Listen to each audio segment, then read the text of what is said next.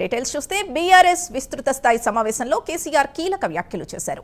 ప్రతిపక్ష బాధ్యతను నిర్వహిద్దామని బీఆర్ఎస్ నేతలకు కేసీఆర్ పిలుపునిచ్చారు. మహబూబ్ నగర్, నల్గొండ జిల్లాలకు నీళ్లిచ్చామన్నారు. 90% పూర్తయిన పాలమూరును ఇంకా ఎందుకు పూర్తి చేయలేదో నిలదీద్దామన్నారు. చెక్ డ్యాంలను బాంబులు పెట్టి పేలుస్తారా అని ప్రశ్నించారు. అధికారంలోకి వచ్చాక పేల్చిన వారు పాతాళంలో ఉన్నా పట్టుకొస్తామని కేసీఆర్ అన్నారు. ప్రభుత్వంపై ప్రజలు ఆవేశంగా ఉన్నారని కేసీఆర్ చెప్పారు. ఇదే అంశానికి సంబంధించి పూర్తి డీటెయిల్స్ మా కరెస్పాండెంట్ చందు అందిస్తారు. చందు, ఈ సమావేశంలో కేసీఆర్ ఎలాంటి వ్యాఖ్యలు, సూచనలు కార్యకర్తలకు చేశారు?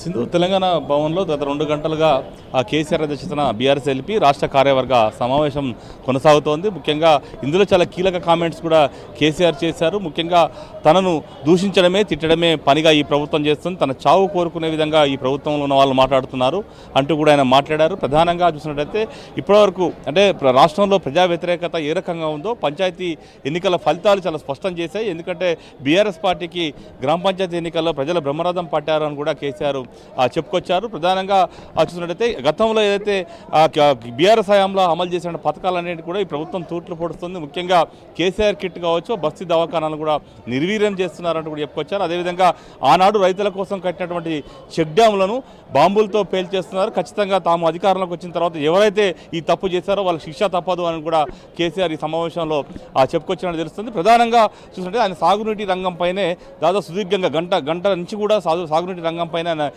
నేతలకు దిశానిర్దేశం చేస్తున్నారు. మొత్తం రాష్ట్రంలో బీఆర్ఎస్ హయాంలో ఇలాంటి సాగునీటి ప్రాజెక్టులు చేపట్టాం, కాంగ్రెస్ ప్రభుత్వం వచ్చిన తర్వాత ఆ ప్రాజెక్టుల విషయంలో ఏం చేస్తుంది అనే అంశాలనే ప్రధానంగా నేతలకు ఆయన చెప్పుకొస్తున్నారు. ఇప్పుడు చూసినట్టయితే కాళేశ్వరం లాంటి ప్రాజెక్టును కట్టాము, నీళ్ళు ఇచ్చాము రైతులకు. అదేవిధంగా మహబూబ్నగర్ జిల్లా అంటే దక్షిణ తెలంగాణకు కూడా సస్యశ్యామం చేయాలని అన్నాడు.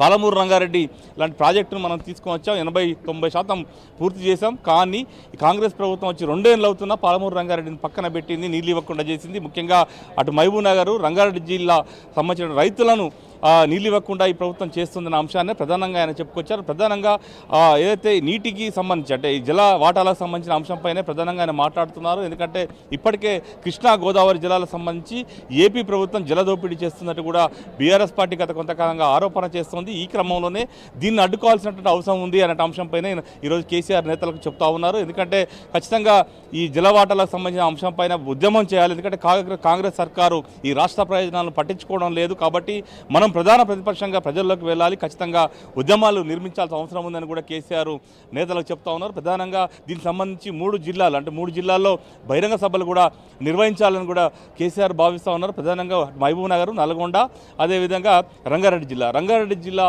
పరిగిలో బహిరంగ సభ ప్లాన్ చేస్తున్నారు. అదేవిధంగా మహబూబ్నగర్ జిల్లాలో నాగర్ కర్నూలు లేదా దేవరకద్రలో మీ బహిరంగ సభ నిర్వహించాలనుకుంటున్నారు. లేకపోతే నల్గొండలో సంబంధించి దేవరకొండ కానీ నాగార్జున సాగర్ ఈ 2 నియోజకవర్గాలు ఏదో నియోజకవర్గంలో బహిరంగ సభ పెట్టాలని కూడా కేసీఆర్ యోచిస్తున్నారు. దీనికి సంబంధించినటువంటి కార్యాచరణను కూడా ఈరోజు కేసీఆర్ నేతలకు దిశానిర్దేశం చేస్తున్నారు. ముఖ్యంగా 6 గంటలకు కేసీఆర్ ప్రెస్ మీట్ కూడా ఉండబోతుంది. ఇందులో ఉద్యమ కార్యాచరణ కూడా ఆయన ప్రకటించబోతున్నారు.